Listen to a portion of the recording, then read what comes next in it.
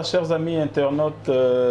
soyez les bienvenus, vous êtes le bienvenu dans votre émission Short News. Nous sommes très ravis, Yako Zalana Bino Lisusu, na émission Mususu, Oyo Tozo présenté, Ndenge Tosalaka toujours, na bande konabiso, Oyo Bazwami Misika, Tosala na bango na duplex, Tozo Raba Audio na bango, Ndenge Toyo Kaka Maman Lili, Ndenge Toyo Kaka Prophète Jean-Luc Kamani, Ndenge Toyo Kaka Papa Nabiso Blaise Monama, Oyo Bazwami Bongo na Mboka Bapaya, Tozo Yo Kapé Messager,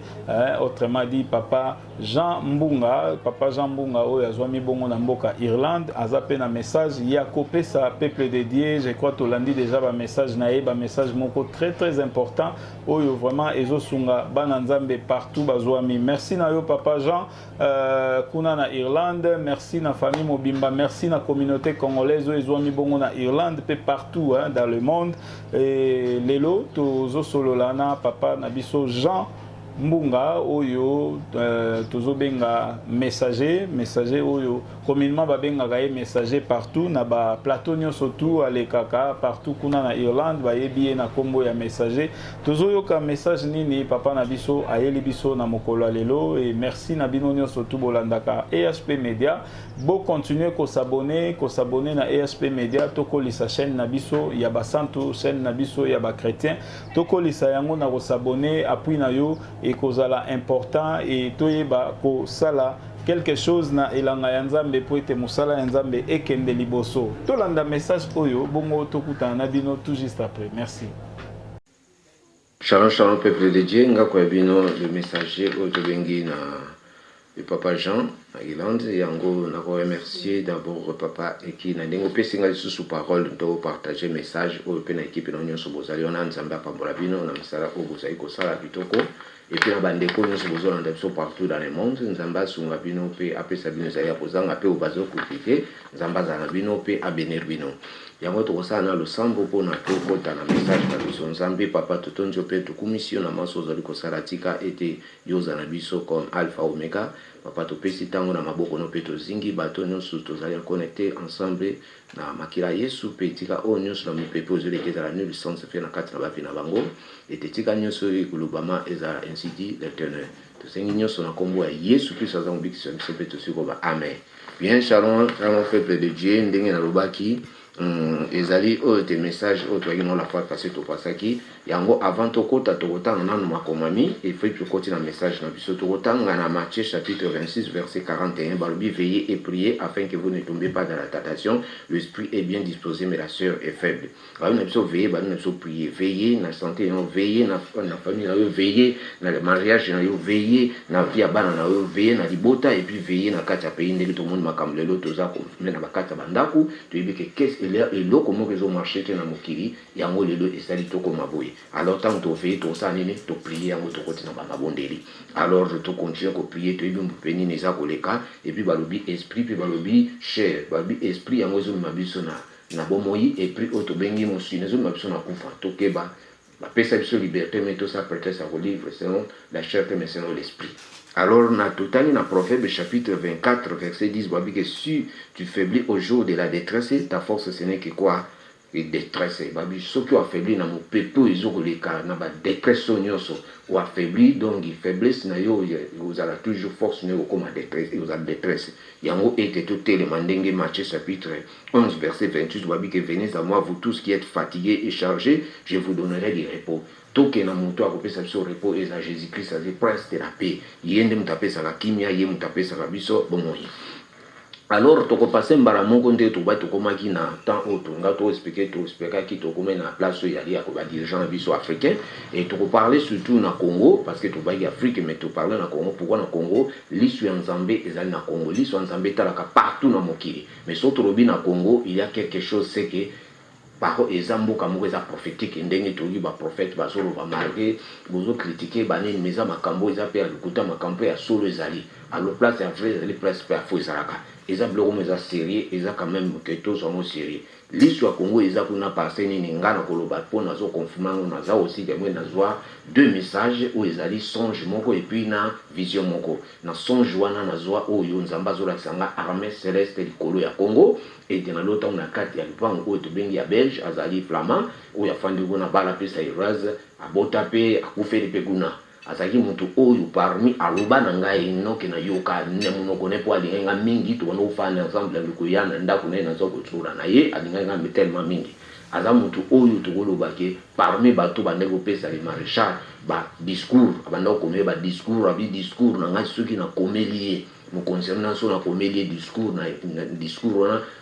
congolais moko akocontredire te donc ezalaki déjà moto azalaki na magie blanc mpe atanga soki nakolinga asalinga baletre wana me naboyaka biloko wana ntango mpe naza mwa mokena na sisi baklasse te alobanga biloko wana azalaki moto moko azalaki na magie blanc oyo ke nini yango saint esprit m'a convaincu alobi omonde nde bazodétruire bapays na bino afrique donc baodétruire yango physiquement spirituellement bazokotisa badirigant na bino na badomaine na bango ya mabe et puis bazodirige bazotinda baminduki mpe bazoyiba recherche na bino alors yango omoni bamboka wana eza vraiment menacé na makambo ebele yango le peuple congolais faut kozala prudent peuple africain faut totelema na mabondeli parce que bamboka na biso eza barecherche et puis na makambo mingi oyo nzambe atia mpe bapromese na bamboka wana mpe bamboka wana ekovivre eza banature eza bademi oyo tobengaka mpe demi paradis alors toyebi ke ndenge de marchal alobake eza baafrike ezali oyo bengaka eza berceau ya humanité et Afrique eza pays moko eza réserve mondiale biloko tu wana yango ezokoza biso tozala na kao balingi te ekoma na kimia mais vouloir ou pas ekomi temps ekomi moment mpe ya mwindo avancé et puis nazwa vision oyo tomonaki erepeta 3 fois na fin na ndako na kati ya mbetu erepete 3 fois nakomi monene lokola continent nazoloba voi na ngai ezoloka na à l'extrémité de la terre mutu nyonso azoloka voi na ngai na simba bible ya monene erepete a 3 fois wana ezali vision eza nalali te na loti me nazomona mpena nakoti na vision na ntongo naosala prière erepete a 3 fois alors le Saint-Esprit m'a convaincu à partir de prophétie, à prophète, prophétesse, tout bazopesa nyonso partout dans le monde et ko convaincre que non oyo mona wana ezali eloko moko oyo ke Congo komema évangile na monde mobimba. Alors yango ete nalobi ke lisu ya nzambe ezota na Congo po armée ezape na mission oyo na kati wana. Yango eza terrain moko oyo tobengi eza terrain danger. Ete yango ndenge tuloba ke papa toujours loba ke ndenge papa ndoloba ke d'abord peuple ndenge tolobi ke opesa mboka aussi na le Dieu tout puissant azakaka moko et puis ndenge olobi ke d'abord peuple ndenge pe papa baneko loba ngana ko loba d'abord peuple za malamu mais d'abord Dieu parce que d'abord Dieu eningo loba ke ikozala malamu parce que sotobi d'abord peuple ezali sacrifice oyo ozokosala lelo ozobima partout na monde ozonosala ba coopération pour lelo ke mboka wana ezala quand même et avancé et que de liboso wana tobengi yango tobengaka nini tobengi yango wana obengi coopération yango bengi sacrifice ndenge tomona papa na azosala to alesa bana na ye abongisa bavia bana na ye eza sacrifice mais lelo sacrifice eza malamu mais na kati ya sacrifice ndenge tolobi ke Dieu d'abord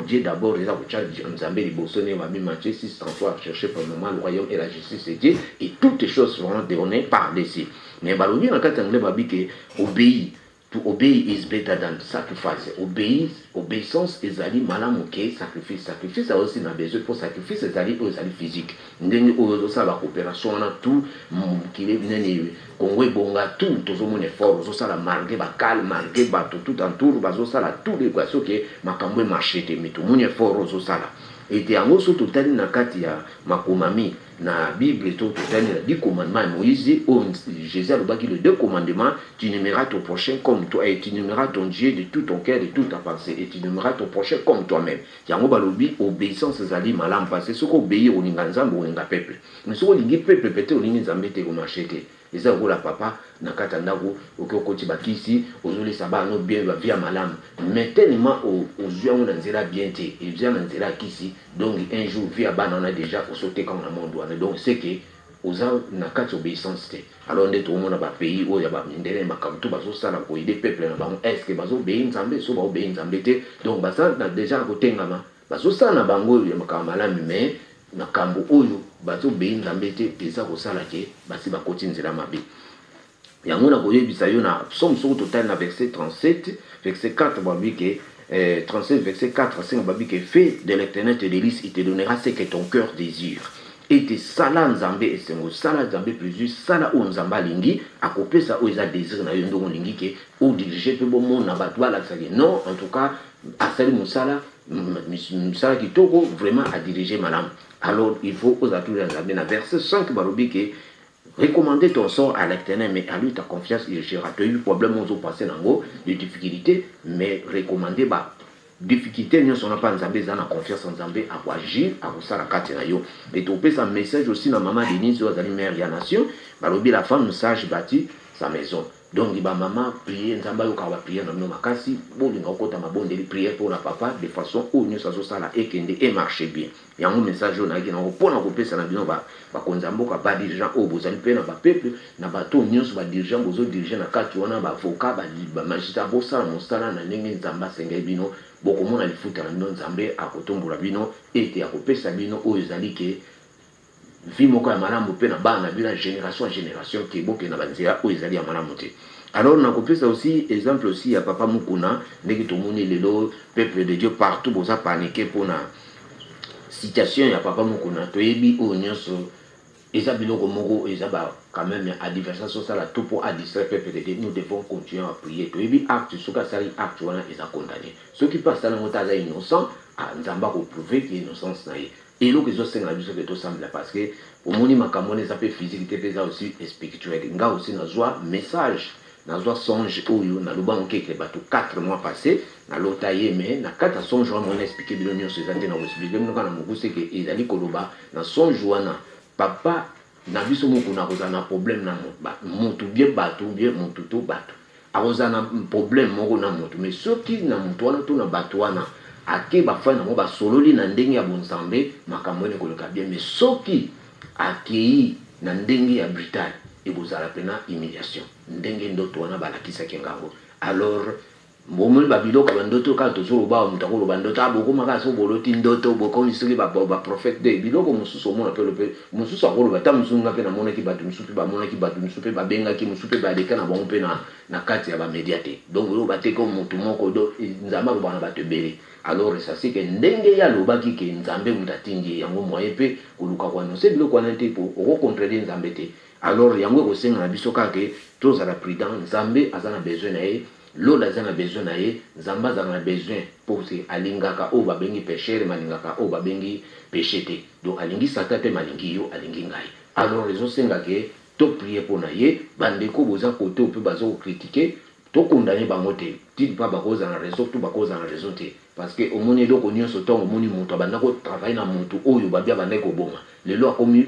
a changé position il faut mituna eske yango tokotuna atunaki ye atanke aza parrain na ye akofrontaki ye basololaki apesaki baconseil a une fois deux fois ou bien asangisaki mpe basala nzambe ayebisa bango biloko nyonso wana il faut ekonte alors toyebi ke politique eza politique mama nzambe eza mama nzambe alors ntango ozosangisa ngo fo okeba yango toloba basali na nzambe okeba na biloko mingi parce que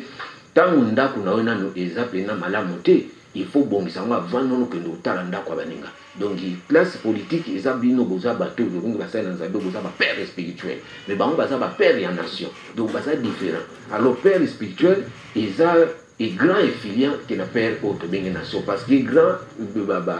père spirituel baza bato o ba osela nzambe nzambe azali to bengi parole ezali base ya mokiza grand filiant na monde parce que liloba seli nde monde ezala liloba sala yo na ngato zala donc au monde au commencement était la parole était avec Dieu la parole était Dieu yango moni ke liloba ezala grand filiant na mokili yango pe difficulté mongo nazala ngo yango wana yango ete yango to lobiki soki ndako na yo est-ce corps église à corps ya Christ na Congo ils ont marché bien est-ce que ceux qui ont marché bien te mais si ko tant yo lobake okende ko sala reproche na net na bato ba politicien est-ce que osolo ngoli poti na kati ya miso na yo avant ou nous la bato biloko wana tout ils ont la question ko tuna donc ils ont question que to prier ensemble soki nzambe alobaki na ye akobimisa ye tozala calme na bino pe botikali tozala nesengote na malheur ya moto mais to continue to prier tant vous avez innocent toi vous êtes innocent na ba maman o pe ndeko wana sala ke ko akize to éviter ce cas dans la réseau toi dans la réseau te mais to ko pesa peso conseil na ba maman biloko bozo sala botika mo soko moni muntu aza déjà na mwasi na ye tina bondo pesa nzoto note au moins que mwasi wana ye mo ka pesa mo ba nenzela mais suka pesa nzela to zo vivre illégal lelo zo wela biloko mais bibi ke mulimo ya muntu wana place aza soki amoni yo e ko pesa na mawa ozondo wela biloko et puis banzoto ndo pesa so ça même une fois et bon ba que peut-être que rêve ti ko mona ba niveau wana maman il faut quand même bopé ça respect basi bopé ça nous autres nous respect na biloko bozo ça bozo pesa bato wana misusu mais tout makasi même na ba côté ba politicien ba na parce bien mo bozo ne pesa nous autres non ole ke bo protéger nous autres na makamane ngwa eza pena dignité lelo ba biloko bozo ça na basa ya ndako bazo souffrir mais lelo siko yo zo we la biloko alors les a condamnés de konanga fubo za pena président na biloko mingi surtout bino bana basi bozo ça bientôt okota mon message na biso na message na biso pour na expliquer oyo gozalake nini to expliquer o to bengi ndoto na biso na kata ndoto na biso wana to bolbake to expliquer ndoto ya dragon oyo ezali plan ya dragon na ba église oyo ezali collaboration na marque ya beto bazosala na marque ya beto eza 666 eza na Apocalypse chapitre 13 verset 6 babi tomonaki dragon na mopepe na se école et puis supermarché et puis deuxième tomonaki na droite ya dragon carrefour oyo tobengi rond-point na statue ya mwasi ya croisa les bras tala côté mo ezobima et puis totali troisième tomonaki na gauche dragon na église catholique oyo ezalaki wana baza neti même pareil tomona quatrième tomonaki bato ebele bakangami na yenza neti na kati ya carrefour baza nyonso ya mbouteillage bavoiture bana banini bakangami bodo bazalaki na bana kati ya triangle na kati ya triangle ya dragon donc triangle nde tomonaka pyramide to bazali na kati wana alors ka cinquième tomoni présence nga mpona kotaki na kati wana nde pai namonaki dragon alors nde namonaki dragon wana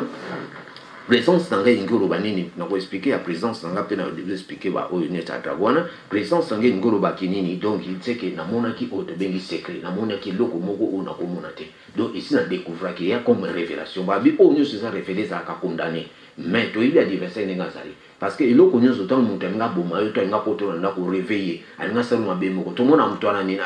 moto aréveille akimaka et puis makambo yango alingaka sala ekozala na ndenge ezaki loba a changer stratégie ndenge kosi diable asalaka c'est ça moi obi oyo eza révélé eza condamné mais faut zala président oyo batekaka condamné donc ekosalema te non il faut telema na mabondeli il faut ozala sikoyo stratégie alors yango moni présence nanga ndenge naexplikaki bino na rond-point moto abikaki et puis témoignage moko nayoka lisu ya ndeko moko ababitumane banda na age ya 16 ans atelemaka na rond-point mo nzoko na rond-point na yaka bakangaka bato ebele leta bakangaka bato wana sikoyo bato wana bakima alors bitumane presque banaki fwa mpe bato wana baki nombre ya bato wana fale pa bakima donc parti bitumane bima ti bakozwa barévélation bayebise bitumane place euta aki so mpe mundele nayoka témoigne nayebi te peut-être boyoka mpe na ba YouTube alors omoni rond-point eza na makambo ebele toyei komona numéro 1 dragon babi dragon na mopepe représente nini dragon tomoni aza nini tolo bible tobengi ye serpent ancien babengi ye aussi diable puis babengi ye satan oyo tobengi na Jean 10 na premier paragraphe babi que les voleurs ne fait que pour dérober égorger détruire alors yango ya bebisaka kaka mopepe ezo représente destructeur donc mopepe wana ebebisaka tomoni yango na kati États-Unis babenga yango tornado soki eleki na baville nyonso elekaka tomoni esalaka catastrophe ebukaka bandako ememaka meme bakar donc soki otali mpena mboka ndre mpenako donc eloko moko epasaki wana okamwa donc ebebisaka yango ndeko linga na mopepe ezosalama na kati ya mokili ozala ndako batongi na kati ya mabanga meno na zelo ou résister donc aux en Christ parce que celui qui est en nous est plus grand que celui dans le monde lingo telema et donc moko e bouger na kati ya vie na yo pe na kati ya famille na ta bomo na so que joie continue à prier tu dis pourquoi ces circonstances qui arrivé te tu dis ko za nengwa na deux dobi statue o ezaki na représenter na kati ya carrefour o ezana kati ya rond-point statue ya mwasi wana akamba boko boy ezo la sabizo na Apocalypse chapitre 13 verset 18 ezo représenter image ya bête yango tomoni na baeglise mingi basambela bakeko neti tomoni na babuda tomoni aussi na batemple mosusu omona ndako mosusu basala mosusu bakoma osala komba batemple mais okanisa nini te eza représentant eza korepresente image ya bête oyo dragon apesa ye puissance apesa ye trône na ye et puis apesa ye autorité oyo bazo ba trône yango mona place moto atia ekeko ndre neti mokonzi moko atia ye aplaça ye bobo ekeko wana elobaka oyo adwaraka ekeko wana omona mosusu na kati ya ndako na ye mpe na lopango na atia ekeko moko donc ezo représente image ya bête donc azosalela bamarke wana donc marke ya bête yango moniki batiaka babikeko wana beglise oyo badwaraka bikeko tokeba na babiloko wana eza très danger. Et puis, tu es comme la troisième église catholique, ils ont représenté le faux prophète. Ou tu as qui ont pour dans la carte triangle. Pourquoi tu as qui ont appartenu à visite, ou tu as représenté à Rome, à Yakaba, à Pérou, on a une vision d'auto, à Yépe, à Yé, dans l'église, on a représenté. A représenté comment, on a expliqué en gros, de façon so boyebi na ne ya ba époque ya Zaire oyo tobengi Jean-Paul II akufa bapoatika biso ayaka na visite na kati ya Congo na l'époque ya Zaire apasaka nini asalaka messe moko bo biso okendaka te église biso tono okenda yango wana akenda wana mbe tolandaka mwa ndireki ya tele Zaire alataka ekoti na bango na balataka batia 666 boyebi période wana ebuchaka même église catholique bato meki babima place pe église ebalansa ti lelo ndenge ti na makambo mosusu ebima ya mabe na kati à partir wana bamakambo nde ebebaka. Alors les koti wana alataka déjà marque ya nini 666 oyo babike na nini na nani na Apocalypse chapitre oyo tobengi 13-18 donc déjà ça y na signe on a elembo wana ezalaki na kati na ye oyo ke emonanaki déjà ke ba comment travailler na bête yango to mona autorité bapesa bango. Alors yango nombo ya bandeko ndenge place ekoma place wana ngape na longo église wana ndenge na longo na makolo na isa mama papa na oya suso nyata kuna te na longo wana passer za ba signe mabe mariko ba comment on na ba code yango ndenge etika na bima église wana yango bandeko na kosenga na bino bosilika te contre to prier pour na papa na ba responsable on l'église eza yo ezali ngai omoni l'église so to chaka to baka église catholique eza en tête numéro 1 parce que bango baza bampaka bango baza ba papa il faut bala sa exemple moko ya malamu soki bango batambolaki malamu lelo tokomona ba église amanza mezame ngai bimate même ba révérend ngai bimate mais à partir bango biloko wana bimi pona nini bakota ina faux donc ya ba vrai pe ba no bimape ya ba faux pe bimai bimaki. Alors tous à la prudent ete yango tango ya yaki wana e représenter mbala moko bazalaki na kata triangle donc ici bakoma na faux prophète. Alors yango tomoni école et puis ils ont représenté une école biso bien collège les écoles bon représenter éducation et puis supermarché na bablo ils ont représenté économie et puis bateau ebele na Carrefour bazo représenté ba prisonnier otobengi ya diable. Mais sont totali Carrefour d'otobengi école et puis supermarché. Ils ont représenté éducation et puis économie. Mon peuple, on a un gros monde bandako kitana c'est il y a école entre école na autobéni ba magasin. Donc ils ont donné diable azana mission une fois à détruire mieux sur la mokili. Donc au monde a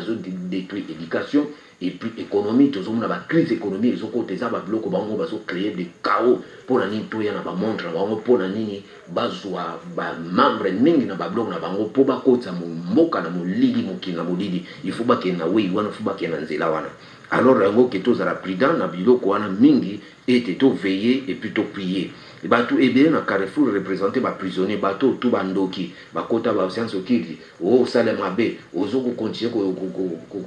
ko ça ba mabulu na ba viwo ba kindumba ba nini tout ça ba biloko nyonso zaka ko ya des choses à ténèbres ba za ba idolâtrie tout bato wana nyonso zomona ba déjà so bakota ba biloko na baza na triangle wana baza ba prisonnier ya diverses tango zo tamona na liloba nzambe ete ozotala selon la parole de Dieu tozotambola la crainte de l'éternité oza déjà na côté wana na kati ya prisonnier.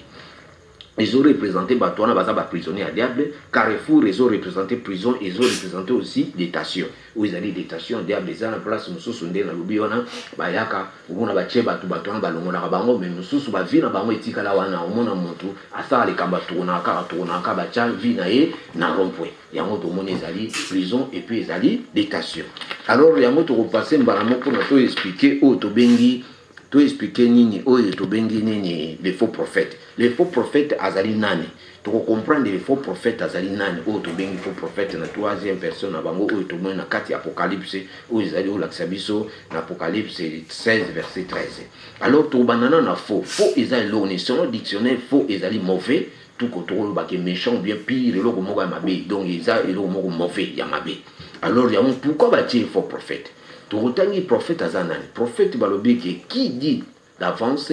et personne qui prédit quoi? L'avenir ou l'annonce ou annoncer quoi de la part de Dieu. Ou il y a annoncer ou il y a zoa na maloba zambazo pesa et pour na quoi ko viser peuple ko yebisa peuple message. Et puis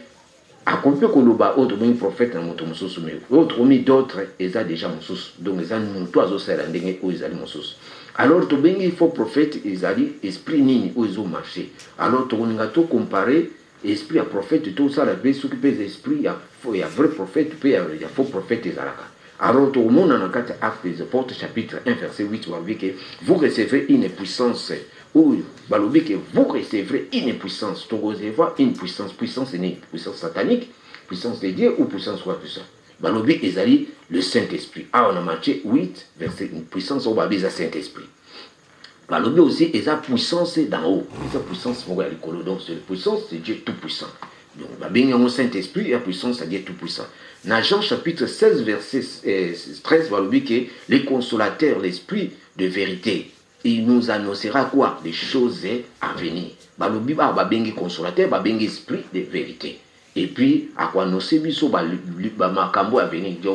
Le Saint-Esprit nous aide. Et zo la sabiso so mon sabiso makambo à venir. Et puis, bilo comme ça qui passait so ko aider biso pour nous connecter dans Nzambe. Et puis, et zo sabiso makambo à venir. Et zo le balabiso. Yango ba bengi consolateur, ba bengi za esprit moko ya vérité. Or, azali troisième personne, il y a Trinité, Otobengi, Dieu le Père, Dieu le Fils, Dieu le Saint-Esprit. Tu dis que le diable comme Asa tricheur, à Kopiaka, alanda toujours nous avons l'Apocalypse, balobi dragon, bête et puis faux prophète. Et lui, faux prophète, ezali troisième personne, il y a Trinité na bango, Otobengi, dragon, bête et prier. Alors, ezali esprit moko bengi esprit méchant, esprit moko mauvais, esprit moko bengi impire ya malamute. Ezali esprit mio ya mensonge, ou la vérité bien mensonge ya on dit que ba bengi me père de mensonge. Ezali esprit oyo bête, oyo puis dragon baza ko travailler, ba travailler l'esprit wana komba on est Saint-Esprit. Bon, on est comme Saint-Esprit. Or, biso ya Saint-Esprit mais mon baza o to benga esprit mauvais, esprit pena mabe, esprit pena o ya mabe o izo bo mezo sa mabe. Et c'est ça, ils ont esprit o yo les ils ont agir na ba fils de rébellion o izo agir maintenant na ba fils o to bengi ba fils de rébellion bato bazo tambra na mabe. Ils ont ça makambo ya mabe. Ils ont esprit zo kota na ba mariage, na ba famille, na ba autorité, na ba bisike bere même muto zo za déjà misala ya ndoki donc aza muto aza côté na ba esprit ona. Ba bengi azali esprit à faux prophète. Yango bazo travailler na za troisième personne na bango. Oyo ba travailler nango et te basala toujours mabe et ça la mabe. Et te yango ezali esprit oyo bango lelo bazo linga ke ba mema nini, ba mema biso peuple de Dieu, ba mema o église ya corps de Christ. Bazo a faux prophète ba kota na l'église nyonso. Donc to comme en église nenge bango bazo sala na ba. Oto tozo ta bazo travailler na ba oto bengi na ba nini. La image ya oto bengi ya bête. To ba travail na ba image wana pe na ba nombre wana o bête azo sala nango. Alors on va bazo esprit à prophète wana ba tchana kati ya nini na ba kati ya ba litonga o ezali le vrai église o ezali ya corps ya Christ o ezali yo ezali nga. Ayango omoni ezali oyo te point moko oyo comme na bango difficile pour ba loka ba kotisa yango na kati ya vraie église. Yango moni représentant azali toujours na oyo azo représenter aza comme ko représenter aza déjà na place ya faux prophète. Yango omona ye akomi côté ya biso doctrine mosusu nde tozomona ba mosusu bazote biso ba doctrine moko oyo ezali pena la parole de Dieu te ba bimi hors ya parole de Dieu. Yango moni mutazolo ba sur l'éducation ou sur économie, il y a azali ministre de l'économie, top ministre de l'éducation, mais non. Bien les amis, on va politicien, il faut que ça va politicien, c'est la parole de Dieu. Et ils allaient mission où le diable, dragon en ça na bango de façon que probablement le monde entier n'a qu'à ténèbres obscurité. Donc approcher mon qui mon lili, ce qui a joué église et corps de Christ. Akangi yango akangi biso nyonso donc le monde sikoyo lumière moko eza tout donc et plonger ne donc bango so wa komo rene na mabe na nini yango moni mboke kenda na ba forme ya Sodome na Gomorrhe ozomo ndongi me makabloka makanwana omona ba bloka komo saina ma mususu impossible mutu bakosa na mo na balabala ba mbwa donc to kondo kwa ba nyama kutu bale ka soma ye. Donc les ababiloko moko to tellement na losambo pour tout détruire babiloko wana soki te za la catastrophe mais ezo la sadia to longa yango zo mona datio ba chaki wana et simbité pourquoi parce que église nyonso eza na place wana te malgré ba sangana ki yango na koloba na ser oyo lobaki ke biso ba chrétien nyonso toza contrôler la Vatican oza komikosa ngana za kuna te yo poza kuna te église eza yo ezali ngai bango baza ba dirigeant malgré bazo sangana bazo stana neti unité on eza normal ndenge babi ke oyeka to sangani mais yo za mo sandumba ngana za mo sandumba te to sangani na yo toza ensemble to sala ki problème to soana ki to yi sangani mais caractère na chose différent tant yo tikali ndumba ngana za ndumba te donc ngana koko mapendo mate donc les autres kosangana moko eza côté négatif eza côté positivité mais basanga na positif na ndenge ya bomoto mais na ndenge ya kati mutu mutazana doctrine naye ba mingi ba ko ba sambela bikeko te mais bon ba sambela bikeko yango moni pour na date wana a respecter parce que ça dit date moko ba programme qui de façon il faut ba sala ngo yango moni ba guerre troisième guerre mondiale ba banda ki ko bongisa ngo de façon pour na sala mabazo makila na pour na ko dresser na date wana eza ba prononciation moko maloba moko ezaki ya black te ezaki maloba moko o ezali enga ba plonger déjà mokili na kata molili mais eza mobulu parce que biloko nyonso ba sala il y aura des cérémonies oyo ba sala ka de façon pour ba précédent comme tu fête à mariage tout le monde a préparé ba biloko nyonso wana to ezaka préparation et puis fête wana ceux qui l'équipe tout le monde a échec mais ceux qui l'équipe tout le monde a monté ACP dit tout le monde avant fait tu vois bitumbani les akana kati ya ba fête mariage même na ba séminaire ba to basala ba sala nzambe tout le monde les akana bitumba mais c'est que il qui on a nza ko kumisi nzambe ndenge ba mbazali wana ba programme ki biloko wana mais ndenge na lobaki la fois passée il y a des démons fallait ba ya ba yete bazongi te bima makambo be na monde atene beza ko kufa yango moni moka kita en personne donc to yalia to zana ba bitumba moko ya makasi eza ko continuer et puis na ba ki boza la prudent binzamba zo la ki sa déjà si ba vu moto et si ba vu moto ba la ki si mange ba vu déjà moto donc baza parpé bo ba vu ba lo ba on va ça ngo par force mais par force ba ko perdre nyonso et puis na ba condition na ba ko ya ba nyonso donc baza na ba yebelo ba s'arrêter nous continuons à prier de façon que tout détruit ba bloko wana yango ministère ndé na ko yebisa biso tout ça contrôler na kati wana te bazo préparer pour na retour ya antichrist mais biloko wana pour marcher et nous mobulu surtout tout na Ephésiens chapitre 5 verset 6 barobi que personne ne vous séduise par des faux discours car c'est à cause de ces choses que la colère de Dieu vient sur le fils de rébellion. Et donc, il y a un discours au Batubasa quoi couper ça. Ba discours au biso to ebité, ba discours au bazo prononcer na maloba moka mala ya malamu ndremu tazo malamu menzoka azana ba discours mususu ezali na kati. Okomona mateya na ye yango babi ba côté ba ndaki ko vérifier les écritures ba ba pene exact so ba bezo ba za so le photo vérifier ka il photo landa maloba ne ko yeba ke na ba acte na maloba ne po ko déterminer que moto yo azala ko bunga to azala nzela. Alors il y a un Saint-Esprit à discernement tout ça mon centre et ndenge tozomona ndenge bazolo ba discours wana so tout à l'heure parler sur nouvelle ordre mondial et tout quoi zolo ba je vais activer quoi na Rome le 14 wana ezali d'abord auto bengi ezali victoire na biso ba chrétien ndenge tozolo ba ketozo prier bato bozo prier na solo nzamba zo yo kablo sambo na biso et misala na ndenge salamite c'est qu'il y a quelque chose de marché. Alors il faut marcher peut-être pas sous abana nzambe ou aza katem za monnaie to continuer à prier aza le basure construit et ne pas impact moko éducatif ou ils allaient mondial universel ou ils allaient alliance moko entre habitants de la terre et de la maison de commune ils ont globalisme ou ils ont globé ba makambo nyonso ils ont idée moko diabolique sont total na Daniel chapitre 7 verset 25 bazaro le bango il prononcera quoi des paroles contre les très hauts et il opprimera le sang de Dieu et il espéra changer le temps et la loi. Et papa na tellement na mabonde et pena pour la date ya le 14 na pesta ka ba non c'est pas ba toupé bon prier pour na tango malgré tout son prier pour la maladie mais de l'autre moni ba tout ni ba kota ki na maladie auto prier pour la maladie on est silité ils ont continué mais pourquoi ba toi na activité na bon changer au lieu que beaucoup zakana konjati maladie aussi là ni la zone normale mais pourquoi parce que ce que ba mo ba yebelo ba créer. Alors tous à la prudence parce que ndenge to robi bango ba yeli mais baza na cadence parce que baza na double bazo be lo basa la te po biloko mususu zana eza de déclencher loko moko o eko zala et loko moko sala mais événement moko ya mabe. Alors ba prier na biso na bango na bino na biso tozo prier que bango ndenge baza na ba ko na cadence mususu to ka pena bele loko za kati na bango soki to telemi pena makati bo zambe azadi ya ko laksa bilengo ete yango ete na lobi tous à la prudence et te dobi que babioko eza ko na kati na biso o ando babwalo babo surtout ba recommandation ndenge les sœurs obaki makama suba o bo pesaki bo kritikaki makambo lobaki wana nyonso eza ndenge wana makambo lobaki wana masuba eza pena ndenge boloba eza te ba tsaka wana babiloko banini ayebi koko moko aza osana azaki puisigner na o bengaka na no sapa ba belge moko bona na Congo ye nde bando commander bomba cha masuba na biloko mais ça dégueulasse ne pas mama soza papa soza mama est-ce que pena neti to ba masuba uchina ba biloko olia to meno yiwana na ndako no bino na chaki biloko masuba na si mutu ta mananda ko no lia suna sa note même mai no komela suita okima to mona monda ténèbres moto nini ozwa kisi liaka salité na yo biloko tout bapesaka ya salité. Alors biloko c'est bimi c'est que vous salité ça salité. Au monde monde à télé mais tamula toujours na salité, tamula na propriété. Biloko nyonso monde à télé la kaka ya salité à mabe. Donc ils sont dans la mission au monde biloko wana. Donc aux monde ba commanda ka muntu biloko mabe liaka muntu liaka musuni liaka biloko ya mabe. Alors ba ke recommandation ndeko nga tokeba parce que même na biloko ba suki ou mais la suki quoi que ce soit suki ya bible ça suki no mo mutu ndeko totanga bible ko ya na wana. Si vous avez une identité dans le monde, vous avez test ya nini ya allergique, so ba juste ce que nous identité na carte de l'eau so ba mona na kuna. Tant yo tona mai so ba cérémonie wana. Papa, et ça ni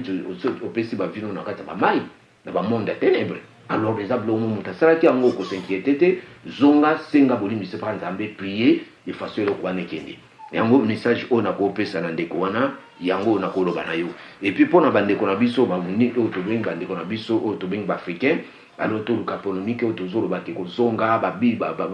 avion ko zonga sabato oui mboka oyo ko kena kao jurwa lupa makambo kena kao parce que bit ya makambo oyo bango bazo comporter devant Nzambe ba biloko bazo kotisa na ba monde oyo ba loi mabe oyo bazo accepter et puis ndenge baza ko souffrir peuple noir bazo ngala déterminer peuple noir et Nzambe za contre biloko wana yango biloko wana ko arriver na bango. Mais soki babaluki mukongo na bango bazongi basengoli mbisi biloko wana ekosalema te. Ngana bino tuluka tokota mabondeli to prier.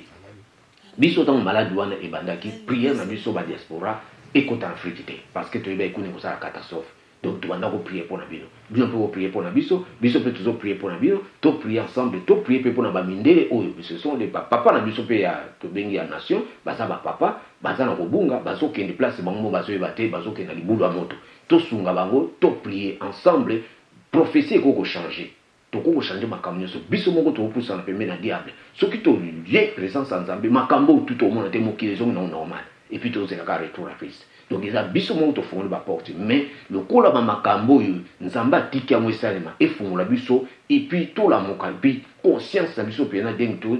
songa pena na place parce que surtout zonga na place to mona miracle au salama na mokili to kondimate e aux extraordinaire to prier na bana bango malgré to bi to zo ba noir to zo ba mndele mais to za moto moko en réalité de l'amour c'est l'esprit na kati ya lola race trakate. Alors biso tozo apôtre na basa la biso c'est normal akabula bamboka mais toza bon nzamba tinda biso apoto la tsaboliko. Alors tout prier peu pour na bango, tout prier peu pour na biso nous ensemble était totalement tokende liboso. Et yango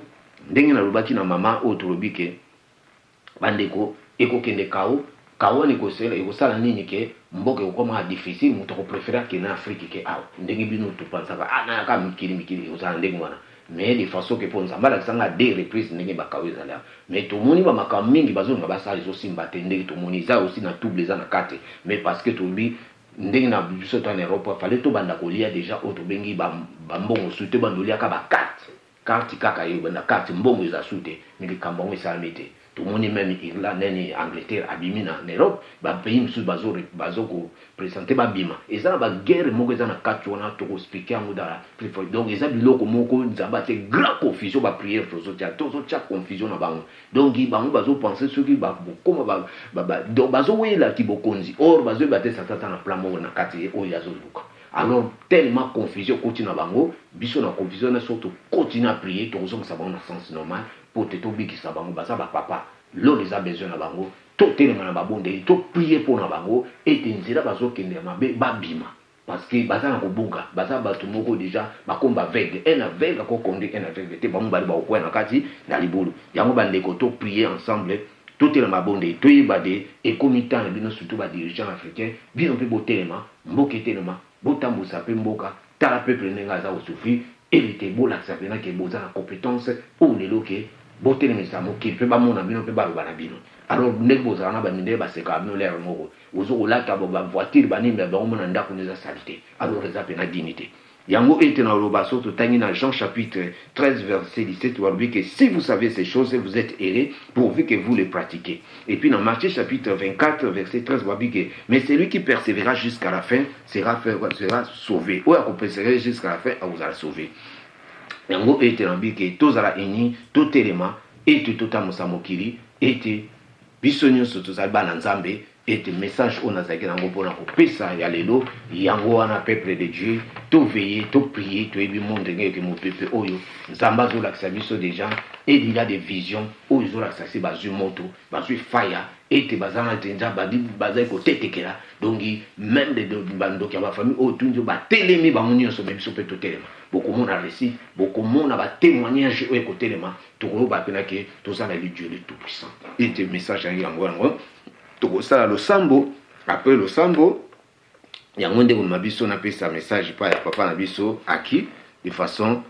to continuer ni na biso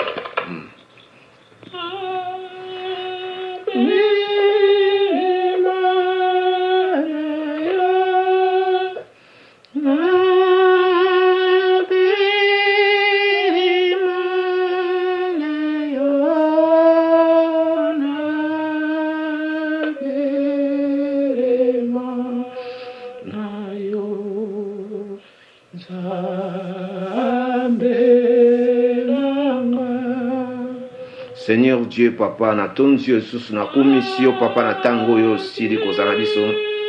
papa na remercier Seigneur yo zalaki na biso pe komisi na biso na soka na tango yo ke message o pesi na bana na yo nzambe mo pepo nyonso za oleka toza komona Seigneur yo za nzambe otikaka bana yo te papa yango to yesu liboso na yo kopesa na bandeko nyonso bazana ba hôpitaux pe na ba famille oyo lelo yo bazangisi na kati na libota na bango Seigneur. Mais papa yo eloko moko eza caché l'évangile nyonso ezani nzambe na pesi mabota nyonso na maboko no pe na zingi bandako nyonso na makila Yesu Seigneur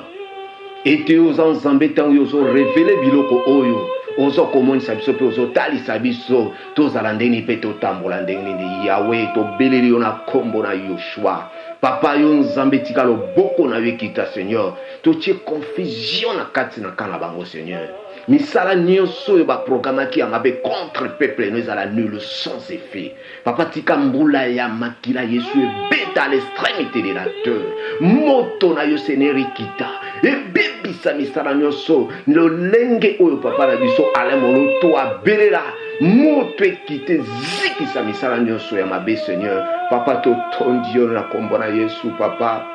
yo kama wana bana yo na mokili ote baza kosufri Seigneur yo zanzamba bolingo papa lelo bato wana bazo profiter na lana yo parce que za lana colère oza riche na poté seneti kokumisama o sanzolama o netorama na sengi merci poté yo zanzamba ya bolingo kotika kabana na yote yo za toujours à côté abana na kombo na Yesu Kristo pe na sikoloba amen.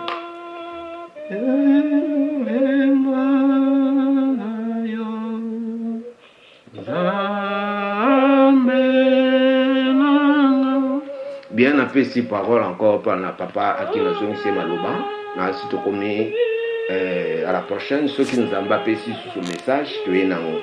ceux qui apprécient message te yum tozolanda biso pe nzamba ko révéler pas ko peso ce message pour olendi sape biso bandeko partout na monde ezali o nzambe alobaki ko kabola ete l'esprit na ye na ba chair nyonso yango to na suka que Dieu vous bénisse. Voilà, merci beaucoup Bandeko. Bolandi message wana, message moko na ebité na lo bandenge nini. Donc bisonyo surtout Tolandi na ezali appuyé par certains versets bibliques oyo ezo ko éclaircir vraiment message wana en tout cas nzambe apambola yo papa Jean place ozwami et apambola bisonyo surtout pe Tolandi yango ndenge tozolo batango nyo surtout tozala batu ya kosenga te kosenga tango nyo surtout Union européenne pesa biso communauté internationale sunga biso poto tonga banzela mais toza na mabele awa tosaela harmonie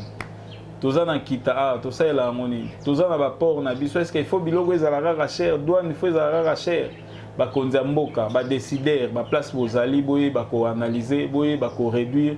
ba biloko wana pour permettre bandeko na biso bavandi na mikili ya poto bazape na makanisi ebele mpona koya ko investir na mboka mpona koya kosala misala ebele na mboka awa tosunga bango toluka totia ba exigence te ba commission ba recto soki ba recto nini bosengaka wana tolongola nanu ba biloko wana ebele pe bouti na mikili ya poto boza lelo na gouvernement boza lelo le roi ba décideur ya mboka. Vous pouvez changer quelque chose. Bopesa makanisi na bino. Qu'est-ce que vous avez vu en Europe? Nini bomona ina poto ndeni basala nzela ndeni ni bafacilitaka fiscalité ndeni bafacilita makambo boye bomeka na ope kopesa makanisi na bino to wela ka mabenga na biso te to wela bandaku te to wela nde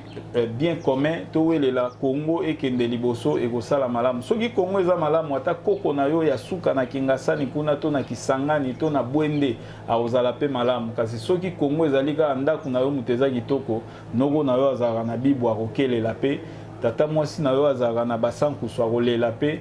po ebele pe baza na mbongo lelo soko otali bafamille na bango misusu bakelelaka me yo oza na mbongo yango ntina nango nini yo oza PDG bato na yo baosala na yo bazosouffrir ki PDG na yo eza wapi oza ministre na ministère no bato bazosouffrir ntina ya ministre na yo eza wapi. Voilà, donc tout ce sola na eloko wana vous pouvez pas être directeur bato na yo bafuta maraté pendant 15 mois oza directeur ya banani vous résoudre vous pouvez pas être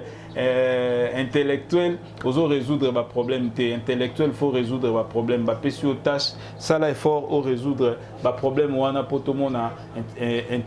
intelligence na yo à travers les œuvres et non yakoye bisabiso o yozali. Voilà, nous sommes arrivés à la fin de notre émission tolobi ndenge tolobaka nasuka ya émission na biso ensemble na bino. Glory be to God, gloire ezonga pa na ye. Bye.